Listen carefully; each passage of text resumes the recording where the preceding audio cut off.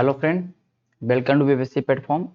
आज के हम इस वीडियो में बात करने वाले हैं मौर्यन एम्पायर का। ये पार्ट 1 होगा और इसमें सोर्सेज देखेंगे कि हमें मौर्यन एम्पायर के बारे में जो भी पता चलता है वो उसके स्रोत क्या है, कौन से लिटरेरी सोर्सेज, कौन से हमारे आर्कियोलॉजिकल सोर्सेज हैं। इन सारे चीज़ों पर चर्चा करने वाले हैं। तो आज का वीडियो में हम केवल सोर्स की बात करेंगे। फिर नेक्स्ट वीडियो में हम बात करने वाले हैं अशोक के शिलालेख के बारे में। तो अशोक का शिलालेख भी सोर्सेज के अंदर आता है, लेकिन उसका एक सेपरेट वीडियो है क्योंकि वो लंबा वीडियो हो जाएगा। उसमें हम बहुत सारी चीज़ों के बारे में जानेंगे। फिर उसके बाद हम आएंगे पॉलिटिकल चीज़ों पर, चंद्रगुप्त मौर्य, बिंदुसार के बारे ऊपर आएंगे। तो ये हमारा जो वीडियो है बेसिकली मौर्यन एम्पायर का ये पार्ट 1 है और इसमें हम बात करने वाले हैं स्रोत का। तो मौर्य एम्पायर का एटलीस्ट पाँच वीडियो एटलीस्ट आएगा। हम उसमें किसी वीडियो में हम उसके एडमिनिस्ट्रेशन के बारे में देखेंगे, किसी में उसके उस समय के सोशल और कल्चरल लाइफ के बारे में देखेंगे। तो सारे वीडियो को आपको देखना जरूरी है और चीज़ों को समझना जरूरी है, ठीक है। तो आइए स्टार्ट करते हैं मौर्यन एम्पायर के। पहले हम देख लेते हैं थोड़ा सा बैकग्राउंड। तो मौर्य एम्पायर को किस तरह से हम लोग पढ़ेंगे उस चीज़ों के बारे में मैं आपको बताना चाहता हूँ। तो पहले हम पढ़ेंगे सोर्सेज के बारे में। आपको सामने दिखाई दे रहा होगा ये फ्लो चार्ट। हम पहले देखेंगे सोर्सेज के बारे में, वो भी दो तरह के सोर्सेज, लिटरेरी एंड आर्कियोलॉजिकल, मतलब साहित्यिक सोर्स और पुरातात्विक स्रोत, इन दोनों को देखेंगे, ठीक है। जैसे साहित्यिक स्रोत में देखते हैं कौटिल्य के अर्थशास्त्र, इंडिका मेगास्थनीज वाला। आर्कियोलॉजिकल साइट्स में देखेंगे कुछ पीजीडब्ल्यू देखेंगे, कुछ शिलालेख देखेंगे। पॉलिटिकल की बात करेंगे तो पॉलिटिकल कंडीशन की देखेंगे तो वही देखेंगे हम चंद्रगुप्त मौर्य का शासनकाल में क्या क्या चीजें हुई, बिंदुसार, अशोका, दशरथ, और लास्ट में हम बृहदरथ के बारे में बात करेंगे, ठीक है। हम सारे जो महत्वपूर्ण होगा उस पर डिटेल चर्चा करेंगे। मैं बार बार बोलता हूँ, एंशिएंट हिस्ट्री में हम चीज़ों को समझ समझ के पढ़ना पड़ता है, ठीक है। क्योंकि एंशिएंट हिस्ट्री में क्या होता है कि सारा चीज़ें, एंशिएंट हिस्ट्री में उतना ज़्यादा सोर्सेज है नहीं। एंशिएंट हिस्ट्री पढ़ने में क्या होता है कि ज़्यादा सोर्सेज अवेलेबल नहीं है, तो पढ़ने में उतना मज़ा नहीं आता है। फिर हम देखेंगे प्रशासन में। तो प्रशासन में देखेंगे कि सेंट्रल में क्या क्या था, मंत्री, मंत्री परिषद, पुरोहित, सेनापति, अध्यक्ष, और भी बहुत सारे थे। मैं यहाँ पे कुछ नाम लिखा। प्रोविंस देखेंगे किस तरह से बांटा गया था प्रांतों को, उत्तरापथ, दक्षिणापथ, इस तरह से हम सारे चीज़ों को देखेंगे। लेकिन वो उसका सबका सेपरेट सेपरेट वीडियो होगा, ठीक है। सोर्सेज का 2 वीडियो होगा, पॉलिटिकल की बात करेंगे तो इसका 2 वीडियो होगा, एडमिनिस्ट्रेशन की बात करेंगे तो इसका 1 वीडियो होगा, सोशल कल्चर लाइफ का 1 वीडियो होगा। और उसी में हम डिक्लाइन की बात कर लेंगे कि आखिर मौर्य एम्पायर का पतन कैसे हुआ, क्या रीजन रहा उनके पतन होने का कारण। हम इन सारे चीज़ों के बारे में चर्चा करेंगे। जैसा कि हमने पिछले लेक्चर में पढ़ा था महाजनपद के बारे में। तो महाजनपद में हमने देखा था कि जो मगध एम्पायर था वो बहुत ही ज़्यादा ग्रो किया, बहुत ही ज़्यादा राइज किया, क्योंकि वहाँ पर ऐसा चीज़ें, वहाँ पर अगर हम बात करेंगे तो जोग्राफिकल कंटेस्ट देखते हैं तो वहाँ पर गंगा और ये सब सोन का संगम था। तो वहाँ पर क्या था कि वहाँ पर ऐसे फर्टाइल ज़मीन था, तो वो कहीं ना कहीं कृषि में बहुत हेल्पफुल हुआ। फिर वहाँ पर से रेवेन्यू जनरेट हुआ। मतलब ये कुल मिला के ये हुआ कि मगध एम्पायर ग्रो कर रहा था। इन चीज़ के बारे में हमने चर्चा किया है। तो अब उसमें मगध एम्पायर पर भी अगर हम बात करेंगे तो सबसे हमने लास्ट देखा था नंद वंश, उसमें हम देखा था उस समय, ठीक है। तो नंद वंश में घनानंद की हत्या करके, घनानंद को गद्दी से उतार कर मौर्य एम्पायर की स्थापना होता है चंद्रगुप्त मौर्य द्वारा। चंद्रगुप्त मौर्य द्वारा, ये आपको पता होना चाहिए। और ये हम पढ़ेंगे जब चंद्रगुप्त मौर्य के बारे में डिटेल से, तो उसमें हम बताएंगे कि कैसे कैसे हुआ, ठीक है। चंद्रगुप्त मौर्य ने कैसे गद्दी पर बैठा, इन सारे चीज़ों के बारे में हम बात करेंगे। और with the help of Chanakya, Chandragupta Maurya आज जो भी चीज़ें चंद्रगुप्त मौर्य ने किया वो चाणक्य के हेल्प से किया। और चाणक्य ने उन्हें ट्रेनिंग दिया, जो भी चीज़ें शिक्षा उक्षा सब कुछ चाणक्य ने दिया। और चाणक्य के कहने पर ही इन्होंने हमारे मगध पे मौर्य राजवंश की स्थापना की चंद्रगुप्त मौर्य के द्वारा। आप देख सकते हो, ठीक है। चलते हैं, तो हम चलते हैं सेशन की ओर। तो आज हम देखने वाले हैं सोर्सेज। तो सोर्सेज की अगर बात करेंगे तो ये देख सकते हो, ये मैं इस तरह से बना देता हूँ कि आपको आपका समय बचे और साथ ही साथ मुझे लिखना ना पड़े और आपका टाइम इतना बच जाए कि आप वीडियो को देखते हुए चीज़ों को बस समझना, आपको कुछ भी नहीं नोट डाउन करना है। ओके। लिटरेसी शॉर्ट में अगर सोर्सेज पहले हम देखते हैं कि क्या साहित्यिक स्रोत रहा जिससे कि जानकारी मिलता है हमें मौर्य साम्राज्य के बारे में, तो वो है पहला पहला अगर हम बात करेंगे तो कौटिल्य का अर्थशास्त्र। हालांकि कौटिल्य का जो अर्थशास्त्र है, ये नाम है अर्थशास्त्र, लेकिन ये इकोनॉमिक से डील नहीं करता है, लेकिन बल्कि वहां पर के पॉलिटिकल चीजों के बारे में बताता है और राजा के नीतियों के बारे में बताता है। इसलिए अर्थशास्त्र को हम नीति शास्त्र भी बोलते हैं। ठीक है, ये चीज आप लोगों को पता होना चाहिए। ठीक है, अर्थशास्त्र को हम लोग नीति शास्त्र बोलते हैं, कौटिल्य द्वारा रचना किया गया था इसका। हालांकि अगर हम बात करेंगे तो ये कंटेम्प्रेरी नहीं है, मतलब ये हुआ कि जो अर्थशास्त्र लिखा गया था वो चंद्रगुप्त मौर्य के समय में नहीं लिखा गया था, जब उस समय के टाइम में नहीं लिखा गया, तो ये बाद में लिखा गया। इसमें ये जो है, ये जो अर्थशास्त्र की अगर हम बात करते हैं तो ये इस तरह का बुक है, इस तरह का बुक है कि इसमें सारी चीज क्या बोला गया, दूसरे पुरुष के लिए, मतलब ये समझ लीजिए कि दूसरे पुरुष के लिए इस चीज में बोला गया है कि राजा को ये करना चाहिए, राजा को वो करना चाहिए। मतलब इसमें ऐसा कुछ नहीं है कि चंद्रगुप्त मौर्य के समय में ऐसा था, ऐसा था, ऐसा इसमें कुछ भी नहीं लिखा हो। इसमें लिखा हुआ कि राजा का ये धर्म है, राजा का ये धर्म है, इनको ये नीतियों का पालन करना चाहिए। इन सारे चीजों की चर्चा हम देखते हैं कौटिल्य के अर्थशास्त्र में। ओके, हम आगे देखने वाले हैं कौटिल्य का अर्थशास्त्र, परेशान नहीं होना। मेगास्थनीज का इंडिका है, उसमें देखते हैं मेगास्थनीज, जो कि अगर हम बात करेंगे तो सेल्यूकस निकेटर का राजदूत था और वो चंद्रगुप्त मौर्य के दौरान में रहा था।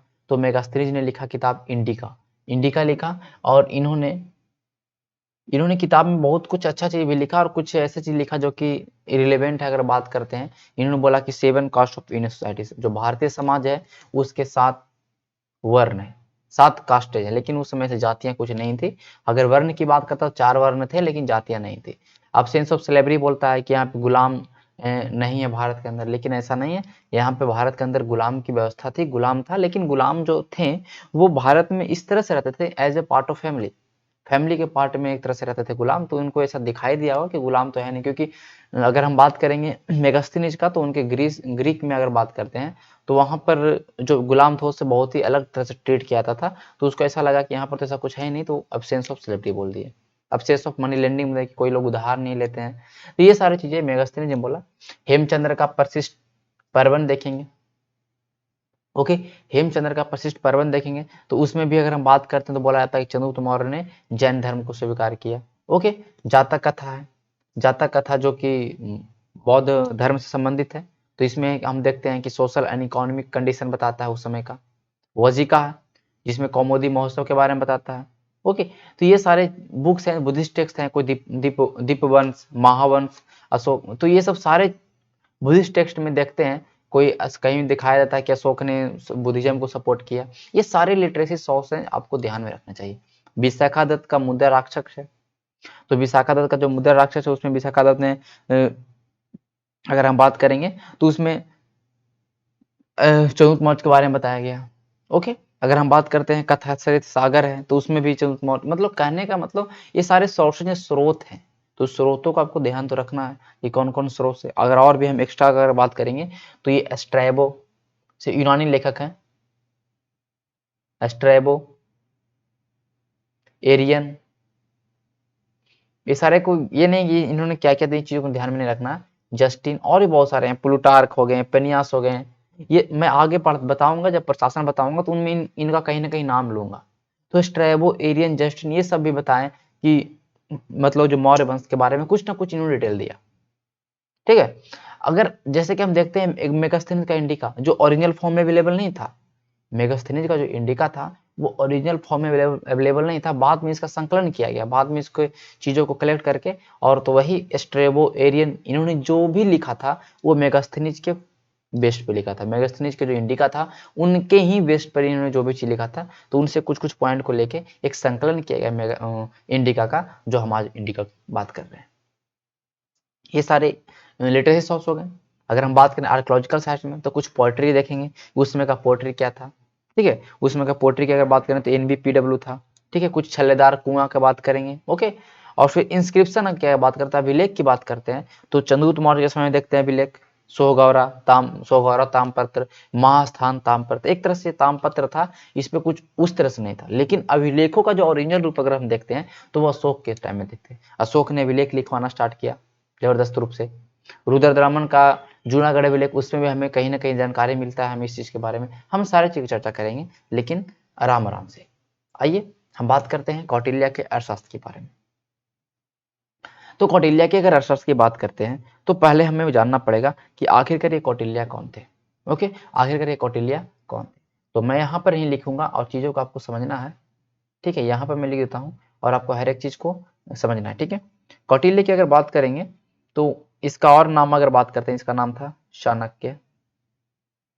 अगर बचपन की नाम करते हैं, इनका बचपन का नाम था विष्णुगुप्त। तो कहीं कहीं आपको विष्णुगुप्त भी दिखाई देगा, तो इसको भी ध्यान में आपको रखना है, ठीक है। विष्णुगुप्त इनके पिता का नाम था। इनके फादर के नाम अगर बात करते हैं, इनके पिता का नाम की अगर बात करते हैं, चनक था। तो इसी के नाम पर इनका इनका नाम भी चाणक्य रखा है, आप समझ सकते हो। ओके, इनका अगर मूल्य नाम की बात करते हैं, जो ओरिजिनल नाम था,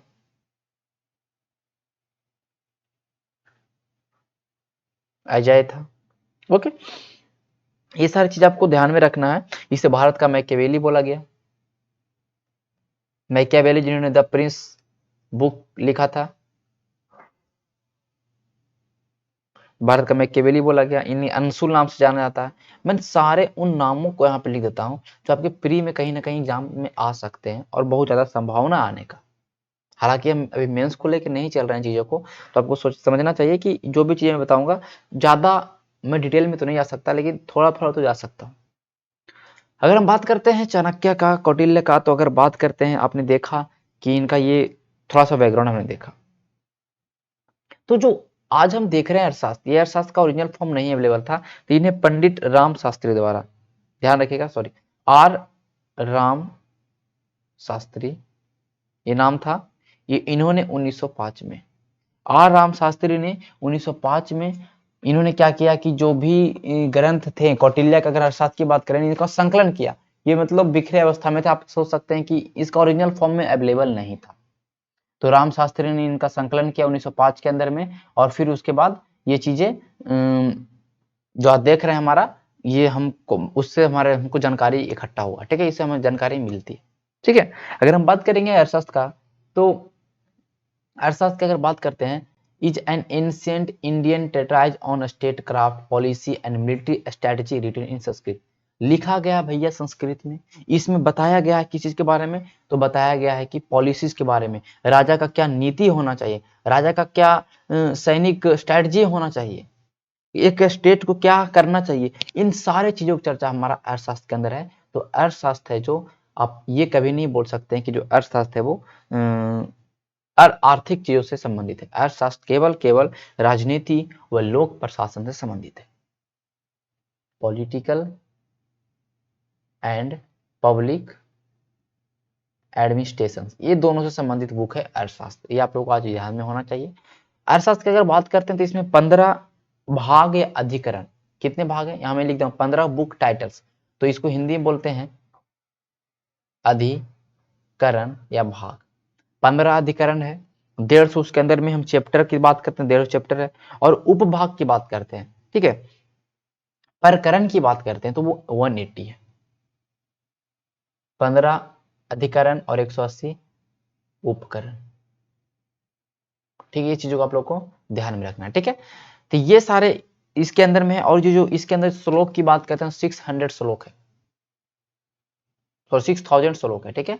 और ये जो अर्थशास्त्र मैं बार बोल रहा हूँ कि ये बेस्ट है कि राजा को क्या करना चाहिए, राजा को कैसे क्या होना चाहिए, इनको कैसे स्ट्रेटजी निभानी चाहिए कि राजा एक अच्छे से एक्सपेंड कर पाए अपने राज्य को। इन सारे चीजों के बारे में चर्चा किया गया है चाणक्य, विष्णुगुप्त और कौटिल्य के अर्थशास्त्र में। समझ गया, आप लोग समझ चुके होंगे इन चीजों को। अगर हम बात करते हैं, तो कुछ कुछ इसमें कंट्रोवर्शियल चीजें भी हैं, जैसे कि इसमें लिखा गया है कि कैसे हम अपने फैमिली मेंबर को असैसिनेशन करेंगे अगर एट द टाइम कभी ऐसा जरूरत पड़े तो। इन सारे चीजों के बारे में से दिया गया कि अपने मिनिस्टर पर जासूसी कैसे करेंगे, इन सारे चीजों को इसमें दिया है। कुछ ऐसे चीज जो कि हम बोल सकते हैं कि प्रैक्टिकल है और अनसेंटिमेंटल है। आप बोल सकते हो कि एक कंट्रोवर्शियल टॉपिक इसमें डाला गया है कि किस तरह से किंग को अपने मिनिस्टर के ऊपर स्पाई रखना चाहिए कि कभी मिनिस्टर धोखा दे सकता है। ये सारी चीजें आप लोग को समझना चाहिए, ठीक है। अगर हम बात करेंगे, तो ये चीजें हो गया आपका। चलिए, तो ये हमने बैकग्राउंड देख लिया कि अर्थशास्त्र के अंदर क्या है। तो अगर हम बात करते हैं अर्थशास्त्र की, तो अर्थशास्त्र में 7 सप्तांग थ्योरी बताया है, 7 प्राकृत या सप्तांग थ्योरी बताया है। 7 राजा के 7 अंग होंगे, राजा के 7 अंग होंगे इंक्लूडिंग राजा, ये ध्यान में होना चाहिए आप लोग को। तो राजा के 7 अंग होने और दूसरे से 7 इंटर रिलेटेड होंगे। ऐसा नहीं है कि एक के बिना एक काम नहीं करेगा, इस तरह से इसमें कंडीशन है, कोई भी अलग नहीं हो सकता है। हम बात करेंगे तो किंग तो होगा ही, किंग होगा, किंग अकेला राज नहीं चला सकता। मैंने यहाँ लिखा हूँ कि किंग अकेला राज नहीं चला सकता। जिनको हिंदी में प्रॉब्लम हो रहा होगा तो मैं जो बहुत बात बोलता हूँ उन चीजों को बस सुनिए, कोई इसमें ऐसा चीज आता नहीं है, ठीक है। राजा होगा, स्वामी इसको बोलेंगे, जिसको बोलेंगे स्वामी, यहाँ पे हिंदी लिखा है स्वामी, और ये होगा राजा। इसके हेल्प के लिए होंगे मिनिस्टर, जिनको बोलते हैं अमात्य, जो कि प्रधानमंत्री की बात करेंगे, अमात्य होते थे। जनपद, जनपद एक भाग है, एक पूरे स्टेट का एक भाग है, जिसको हम बोलते हैं जहां पे लोग रहते हैं, जनपद। जैसे मैंने बताया था कि उत्तर वैदिक काल में जनपद हुआ था, तो जनपद जहां पे लोग रहते हैं, और वहां पे लोग रहते हैं, फिर वहां से हमें कहीं ना कहीं रेवेन्यू आता है, तो वो जनपद हो गया, वो हो गया जनपद। दुर्ग हो गया, दुर्ग जो भी राजधानी के चारों तरफ जो बनाया हुआ है दुर्ग, उसे दुर्ग बोला गया, उसे दुर्ग बोला गया, फोर्टिफाइड कैपिटल, जो हमें एक प्रतीक दिखाता है defensive and offensive capacity of state. जिसका दुर्ग जितना मजबूत, उसका राजा उतना, उसके राजा के पास उतना ही डिफेंसिव पावर। ये सारी चीज बताया कि एक जो राज्य होना चाहिए, राज्य के 7 अंग होने चाहिए, उन्हें बोला गया सप्तांग थ्योरी, सप्तांग थ्योरी या 7 प्राकृत। फिर अगर हम बात करेंगे कोष, कोष बोला गया कि अगर राजा के पास कोष रहेगा, ट्रेजरी रहेगा, तभी तो वो सही से रन पर कर पाएगा, अपने सैनिकों को वेतन देगा, खुद अपने एक मेंटेन कर पाएगा अपना। तो वो कोष, जिसको बोला गया कोष। डंडा, दंड मतलब सैनिक, जो दंड देने की काम करे, एक आर्मी, राजा के सपोर्ट की काम करे। मतलब ये हो गया कि राजा के पास पावर होना चाहिए, तो वो दंड और आर्मी, आर्मी से दिखाई पड़ेगा कि राजा कितना पावरफुल है, जिनके पास जितना सैनिक वो उतना पावरफुल। इसमें चतुरांगनी सेना की बात की गई है, मैं आगे बताऊंगा प्रशासन में। मित्र, मित्र बोला है अलाइ, जिसको एली बोलते हैं, मित्र, कि आपको पड़ोसियों के साथ मित्रता व्यवहार रहना चाहिए कि आगे आपको युद्ध में काम दे। मतलब कुल मिला के यहाँ पर एक्सपेंशन थ्योरी को बताया गया है कि कैसे राजा एक अच्छा राजा, और इसमें यही बोला गया कि राजा को अपने अगल बगल पड़ोसी क्षेत्रों को जितना भी चाहिए, क्योंकि कहीं ना कहीं पड़ोसी क्षेत्र कब अटैक कर दे इसका पता नहीं, इसलिए अपने पड़ोसी क्षेत्र को हमेशा हराते रहना चाहिए, ये बताया गया इसके अंदर में। आप लोग चीजों को समझ गए होंगे, और इससे उतना ज्यादा सवाल आता नहीं। ये पहला बात मैंने यहाँ पे लिख दिया हूँ, स्वामी, अमात्य, जनपद, दुर्ग, कोष, दंड और मित्र, सप्तांग थ्योरी इसको बोलते हैं, जिसको किन्होंने दिया, तो चाणक्य ने अपने इसमें दिया। मैंने यहाँ जो मैं अंडरलाइन यहाँ पे किया, उन चीजों को समझना आपको। स्वामी जो सबसे महत्वपूर्ण ऑर्गन था कौटिल्य के अकॉर्डिंग, जो राजा इसको बोलते हैं, उसको ड्यूटीज हैं, रिस्पॉन्सिबिलिटी है, कुछ रेस्ट्रेंट्स हैं, ठीक है। उसके पास बहुत ज्यादा पावर भी है, एक्सटेंसिव पावर है। अमात्य जो मिनिस्टर या प्रधानमंत्री की बात करते हैं, वो काम करेगा, डिवीजन ऑफ वर्क प्रिंसिपल पे काम करेगा, एक साथ, मतलब कहने का मतलब लिंकेज रहेंगे राजा के साथ। जिसमें हाई ऑफिसर्स ऑफ स्टेट रहेगा, इसके अंदर में सबसे जो उच्च पद रहेगा इसके अंदर में, ये राजा को एडवाइस देगा, राजा को कभी कभी असिस्ट करेगा कोई भी काम में, ठीक है। ये सारी चीज के अंदर में था। मात्य के अंदर में अदर मिनिस्टर, जिसमें कमांडर ऑफ आर्मी हो गया, ट्रेजर जनरल हो गया, कलेक्टर जनरल हो गया, ये सारे अमात्य के अंदर बोला गया, जो मंत्री, मंत्री मिनिस्टर, ठीक है। चीजों को समझ गए होंगे आप लोग। चलिए आगे चलते हैं। जनपद, जिसको बोल सकते हैं पॉपुलेशन, जहां पर की जनता रह रही है, वो इनडायरेक्ट रेफरेंस सिटीजन के बारे में बताया गया जनपद में, कि जहां पर लोग रह रहे हैं, और जो ज्यादा जहां पर लोग रह रहे हैं वो लोग इतने प्रोस्पेरस होने चाहिए कि आपको राजा को टैक्स दे पाए। इन प्रोपेरस मतलब उनके पास इतनी समृद्धियां होनी चाहिए नागरिकों को कि वो राजा को टैक्स दे पाए, ठीक है। और वही टैक्स राज्य के अंदर कुछ एक्टिविटी होगा उसमें हम यूज कर सकते हैं, और वो हमेशा किंग, किंग के वफादार होना चाहिए, और किंग का ऑर्डर को फॉलो करना चाहिए, ऐसा जनपद का, जनपद के बारे में बोला गया। दुर्ग, जिसको मैंने बोला फोर्टिफाइड कैपिटल, मतलब जो राजधानी जो दुर्गीकृत किया हो, बोला कि बहुत ही तरह से फोर्टिफाइड टोटली होना चाहिए, और all capacity for the army उसके अंदर होना चाहिए, ठीक है। और वो सिंबल होगा, जो दुर्ग होगा वो सिंबल होगा डिफेंसिव का और अटैकिंग कैपेसिटी ऑफ स्टेट। जितना ज्यादा हैवी जिसका दुर्ग बना हुआ है, वो राज्य उतना ही ज्यादा हैवी और मजबूत होगा, और उसका कैपेसिटी, अटैकिंग कैपेसिटी भी उतना मजबूत होगा। ये दुर्ग के बारे में बोला। कोसा के बारे में आप समझ चुके होंगे, कोसा वही जो खजाना का अधिकारी हो गया, और रेवेन्यू जो रहेगा वहीं पे रहेगा, और वो परमानेंट और स्टेबल रहेगा, कहीं चेंज नहीं होगा, और वो कुछ ना कुछ उसमें कलेक्टेड किया जाएगा हमेशा। और not the personal treasury of king, बोला कि वो पर्सनल ट्रेजरी नहीं होगा, वो राजा का कोई पर्सनल खजाना नहीं है, वो स्टेट के लिए यूज होना चाहिए, उसको स्टेट के लिए यूज करो, राज्य के अंदर जो भी विकास का काम होगा उसके लिए यूज करो कोसा के अंदर। तो कहीं ना कहीं आज भी हम कौटिल्य के थ्योरी को अपनाते हैं। आप चीजों को समझ सकते हैं कि उस समय का बात यह है, ठीक है। तो कौटिल्य एक बहुत ही बड़े विद्वान थे, आपको पता होना था, तक्षशिला के वो वहां पे प्रोफेसर रह चुके थे, तो उनके पास तो नॉलेज था ही। ऐसे ही थोड़े नहीं, इतने बड़े साम्राज्य, घनानंद के साम्राज्य, जिसको सिकंदर जिससे चला गया था, उसके सैनिक लौट गए थे डर से, तो उनको हराना एक बहुत ही बड़ा चीज है। जिनके पास था सैनिक था, तो इनके पास तो कहीं ना कहीं डिप्लोमेटिक, इनके पास सोच था, पॉलिसीज था इनके पास। कूटनीतिज्ञ इसलिए बोलते हैं हम चाणक्य को। डंडा, जिसको आर्मी बोलते हैं, दंड या आर्मी, जिसके पास स्ट्रॉन्ग मिलिट्री फोर्स होगा और बहुत ही टैलेंटेड मिलिट्री आर्ट्स होंगे, जरूरी है एक स्टेट के लिए। तभी तो स्टेट है जो, क्या लिखा है कि मोटिवेशन बिकम वेरी क्रिटिकल, और ये बोला गया है कि राजा को अपने आर्मी को हमेशा मोटिवेट और मोरल कर देना चाहिए कि नहीं, इस तरह से काम करो, तभी तो सही से काम करेगा। जैसे आप देख सकते हो कि लिंक, आप लिंक करिए अभी इसको, सिचुएशन पुलिस का और नक्सल का अफेक्टेड क्षेत्रों में कि किस तरह से पुलिस काम करता है। तो अभी चीज़ों के बारे में बात किएगा, अभी से लिंक करने की बात कर रहा है, ठीक है। Valuable to the ruler in time of need, मित्र क्या हुआ कि जब भी मित्र बनाइए, दोस्त बनाइए पड़ोसियों के साथ, जब भी जरूरत पड़े तो सपोर्ट करिए। जैसे कि हम देखते हैं कि बांग्लादेश लिबरेशन जब बार हुआ था, तो उसमें हमें कॉपरेशन मिला था यूएसएसआर का। ये सारे मैंने लिंक के यहाँ पे लिखा हूँ आपको, ठीक है। To be made on permanent basis with जनपद, और हमेशा जनपद से परमानेंट बेसिस पे मित्रता व्यवहार रहनी चाहिए, ठीक है। With home the possibility of breaking, जिससे क्या हुआ कि रिश्ते टूटने की चांसेस बहुत ही कम हो। आप देख सकते हो आज पड़ोसी देशों के साथ भारत का संबंध होता है, जो काम देता है कभी न कभी कोई चीजों में। तो ये सारी चीजें, आज हमारा फ्रांस के साथ संबंध है, आज हमारा यूएसएसआर के साथ संबंध है, अब रशिया के साथ संबंध है, यूएसएसआर तो खत्म हो गया 1991 में। तो इन चीजों को आप लोग को समझना है, ठीक है।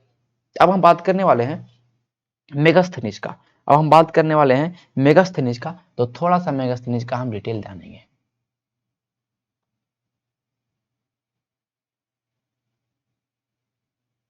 ये सोर्सेज वाले से आपको बस सवाल फैक्ट आ जाएंगे, वन लाइनर सवाल आएंगे, तो इनको भी कहीं ना कहीं आपको ध्यान में रखना पड़ेगा। हर एक वीडियो महत्वपूर्ण आपके लिए, मैं बार बार बोलता हूँ, ठीक है। फिर जब हम टेस्ट सीरीज चलाएंगे, जब हम पहले प्रैक्टिस चलवाएंगे, हम आप लोगों को हम बोलेंगे कि आज 1 से 5 वीडियो को देखना है हिस्ट्री का, उससे संबंधित हम एमसीक्यू करवाएंगे लाइव। जब आपका एग्जाम 6th-7th का आएगा, उसके 2 महीना पहले से हम इतने सारे क्वेश्चन करवा देंगे कि आपका एग्जाम में वहां से क्वेश्चन फंसना है तो फंसना है।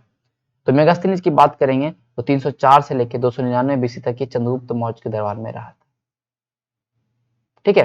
ये आपको ध्यान में होना चाहिए। और ये अगर हम बात करेंगे तो ये देखिए, सेल्यूकस निकेटर, सेल्यूकस निकेटर का राजदूत था कौन? मेगास्थनीज।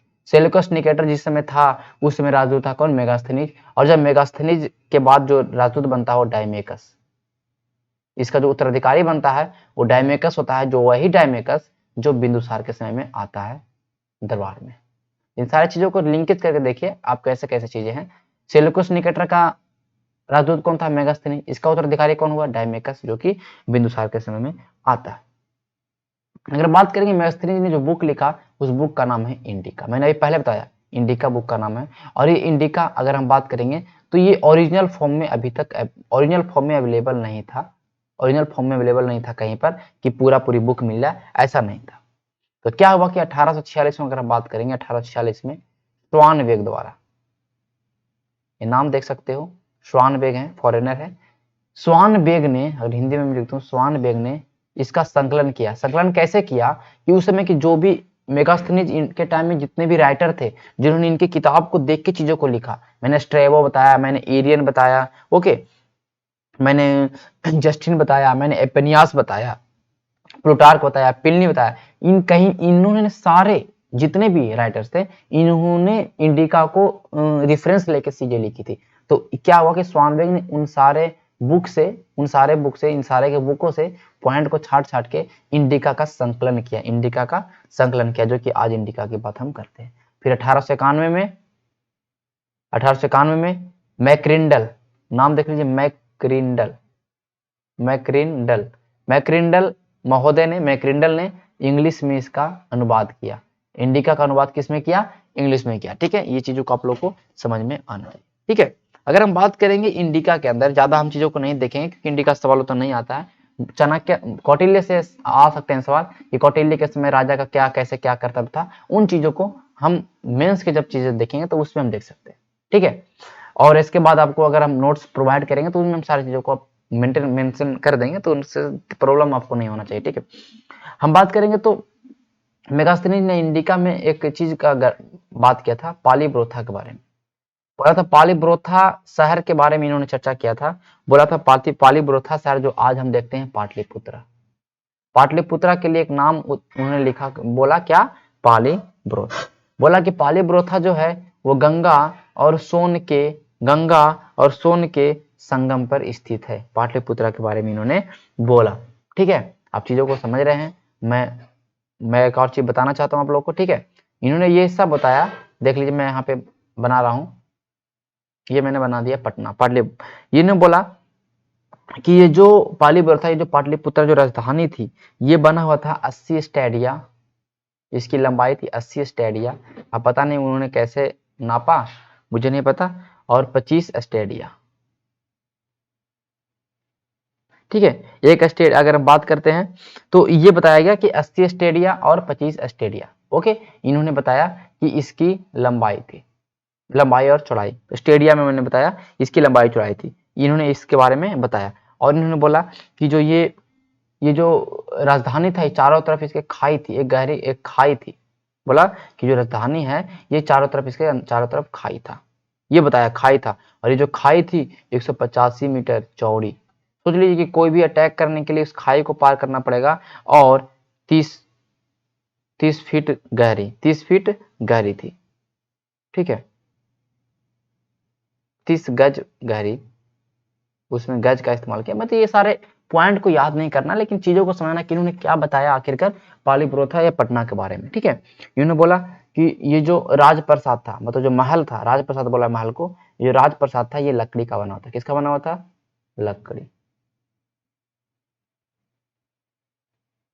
लकड़ी का महल बना हुआ था। पटना के बारे में इन्होंने बताया। और बताया कि जो चारों तरफ खाई था, इसके बाद इसके चारों तरफ फोर्टिफाइड किया हुआ था, दुर्ग बनाया हुआ था। और इस दुर्ग की अगर हम बात करेंगे, चारों तरफ दुर्ग बनाया था, इसमें 64 दरवाजे थे। 64 दरवाजे थे, जिसको बोला गया तोक। क्या बोला गया? तोक।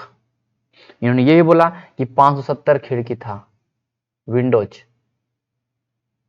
जिसे बोला गया वुर्ज। ओके, ये सब सारा जो लोकेशन बताया, कहीं ना कहीं कुम्हरार के पास बताया। आप देखते होंगे पटना में, तो आज कुम्हरार स्थित है पटना में। तो इन चीजों के बारे में इन्होंने बताया। ठीक है, ये पटना के बारे में बताया। अगर हम मेगास्थनीज की बात अगर और हम करेंगे, तो मेगास्थनीज ने ये बताया कि नगर प्रशासन की बात बताया कि नगर प्रशासन था, जो उसमें 6 समिति था, 6 कमिटी था, 6 समिति था। ये पूरे नगर के प्रशासन को देखते थे। और हर कमिटी में 5 सदस्य थे, तो टोटल 30 सदस्य। ओके, सैन्य शासन के बारे में बताया, सैन्य शासन था, इसके बारे में बताया कि सैन्य शासन किस तरह से काम करता था। ये बोला 6 समिति। आप लोगों को परेशान नहीं होना, आप लोग को ऐसा लग रहा होगा कि हमने गुड़ पुरुष के बारे में नहीं बताया, जो कि गुप्तचर व्यवस्था था। हम सारे प्रशासन में देखेंगे, हम इन सारे चीजों को भी देखेंगे प्रशासन में। ठीक है, इन्होंने ये बताया कि जो उसमें कर का भाग था, वो 1/4 था। इन्होंने बताया कि उसमें जो राजा कर लेता था, वो 1/4 लेता था। वही अगर हम बात करेंगे कौटिल्य के समय की बात करेंगे, देखिए कौटिल्य के समय की अगर हम बात कर लेते हैं, तो इस समय जो कर की व्यवस्था थी, उन्होंने बोला था कि 1/6 था। ठीक है, इन्होंने अपने बुक के अंदर ये सारी चीजें लिखे थे। इन्होंने बोला, इन्होंने जहाज रानी का जिक्र किया था। ठीक है, ये सारी चीजें, जो सारी चीजों के बारे में आगे देख लेते हैं, प्रशासन में देख लेंगे, परेशान नहीं होना। ठीक है, इकोनॉमिकल लाइफ में हम देख लेंगे। तो कर की बात 1/4 बोला। ठीक है, इसने सबसे बड़ी जो बात कह दी, ये बोला कि दास प्रथा था ही नहीं, स्लेवरी सिस्टम का अभाव था। इन्होंने बोला कि अब्सेंस ऑफ स्लेवरी सिस्टम, जैसा कि उसमें दास प्रथा तो था ही। अब इन्होंने ऐसा क्यों बोला? क्योंकि जहां ये थे, यूनान में जहां पर थे, तो वहां पर दासों से बहुत ही अलग तरह का व्यवहार किया था। दासों को अलग रखना, दासों को उतना सही से रिस्पेक्ट नहीं करना। लेकिन भारत के अंदर क्या था, जो भी दास थे, जो भी नौकर थे, उनको घर में एक फैमिली, एज ए फैमिली रखते थे। तो इनको ऐसा पता भी नहीं चला, लेखन कला का अभाव बोल दिया। बोला कि लोगों को लिखनी नहीं आता था यहाँ के लोगों को। ये भी कहीं ना कहीं गलत है। तो लेखन कला का अभाव रहेगा हमारे मगध के अंदर, तो बहुत सारे बुक कैसे आ गए? इन्होंने बोला कि लेखक कला का अभाव है। ये सारे चीजों इन्होंने बोल दिया अपने मेगास्थनीज के इंडिका में। ठीक है, इन्होंने ऐसा 7 बोला कि जो हमारे जो ये 7 जातियों में विभक्त है। भारत का समाज है, वो 7 जातियों में विभक्त है। अब उसमें जाति तो था नहीं, उसमें वर्ण थे 4। इन्होंने ये भी गलत बताया, क्योंकि यूनानी लोग 7 से बहुत ही ज्यादा प्रभावित थे। इन्होंने सप्ताह में 7 दिन मनाते थे। मैंने बताया था कि सिकंदर के समय जब आए तो सप्ताह में 7 दिन मनाना स्टार्ट हुआ, सप्ताह में 7 दिनों का सप्ताह होना स्टार्ट हुआ। 7 से इतना ज्यादा ये इन लोग थे कि इन्होंने जाति के बारे में बता दिया 7 थे। कैसे कैसे बताया? दार्शनिक, जो फिलोसफर, किसान, पीजेंट, अहीर, सैनिक, ठीक है, गवाला, निरीक्षक, सभासद। इन 7 जातियों को देख सकते हैं, उनके ऑक्यूपेशन के अकॉर्डिंग इन्होंने लगता है बांट दिया था, पता नहीं किस तरह से। तो ये था उनके अकॉर्डिंग 7, मतलब जो हमारा इंडिया का समाज के बारे में, ठीक है। फिलोसफर जैसा हो गया, हेड्समैन हो गया, जो कि आपका आप देख सकते हो ग्वाला हो गया, ठीक है। हाँ, यहाँ फिर देख सकते हो आप यहाँ पे सभासद बताया, ठीक है, जो और निरीक्षक जो ओवरसियर्स हो गए, ठीक है, किंग काउंसलर हो गए, सभासद हो गए, किंग काउंसलर। इन सारे चीजों के बारे में इन्होंने बताया, ठीक है। हालांकि फिर भी इतना सारा चीजों को बताने के बाद, बहुत सारे कुछ कुछ गलत चीजें होने के बाद भी कहीं ना कहीं हमें मेगास्थनीज और कौटिल्य के बुकों से बहुत सारा चीजें हमें मौर्य साम्राज्य का एक फ्रेम तैयार करने को मिलता है। हम मौर्य साम्राज्य के बारे में बहुत सारी जानकारी को इकट्ठा कर पाते हैं और उन चीजों को हम लोग पढ़ पाते हैं।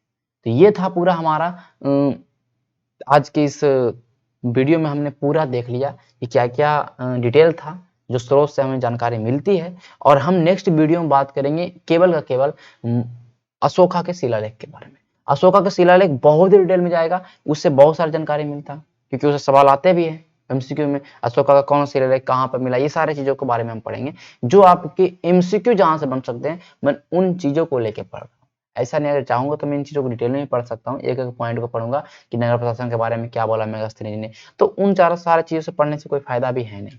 हम पढ़ेंगे मेडाइवल मॉडर्न पढ़ेंगे तो उनमें थोड़ा सा डिटेल में जाएंगे। मॉडर्न को बहुत ही तरीके से पढ़ेंगे, मॉडर्न तो इतना अच्छा तरीके से पढ़ेंगे कि आपने शायद उतना शायद ना पढ़ा हो, ठीक है, हो सकता है पढ़ा भी होगा, लेकिन मैं उन तरीकों से बताऊंगा मॉडर्न को कि पढ़ने में मजा आएगा। तो आज के सेशन को हम यहीं पे समाप्त करते हैं, और वीडियो को देखते रहिए।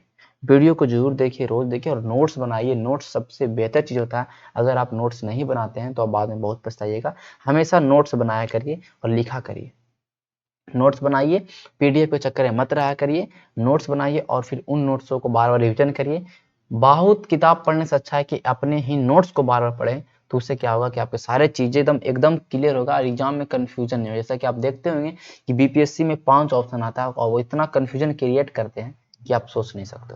जब चीजें आपका क्लियर होगा तो आप सही करें। अब अगर आ जाए सवाल कि मेगास्थनीज के अनुसार क्या कथन सही है, दास प्रथा का भाव, लेखन कला का भाव, 6 जातियों में विभाग, तो आप बता सकते हो कि 6 जातियों में विभाग तो था ही नहीं। तो इन सारी चीजों को आप लोग क्लियर कर सकते हो। इस तरह से सवाल आते हैं कौटिल्य के अर्थशास्त्र में। मैं सारे एमसीक्यू करवाऊंगा, आपको परेशान नहीं होना।